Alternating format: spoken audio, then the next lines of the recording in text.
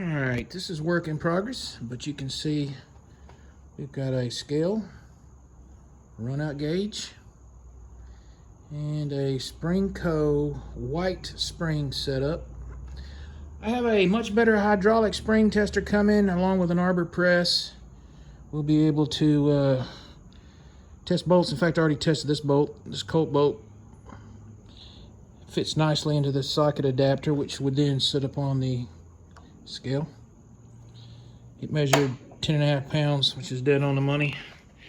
You can see the run out gauge here. Repeatability is back to zero. So what we do is we compress the spring until the buffer bottoms out, and then we back off 10 thousandths. That's what we're going to use. And we are measuring, let's see, I'm going to get that back to 70. And we're measuring 14 pounds, 2 ounces, give or take a couple ounces. 14 pounds is what these springs measure. And I tested a Sprinco Blue, which is supposed to be 15% stronger, and it measured 16.1, which is dead on the money. So once we get a better spring tester and an arbor press, we'll have a much better setup. But this run out gauge works great. Repeatability is great. On the zeroing, take it till it bottoms out. I cut the buffer tube to a length where the buffer bottoms out. And we back off to about 70 thousandths, which is what we're going to use as a standard for testing other springs. And we're reading 14 pounds. Oop, there we go, hold on. This moved a little.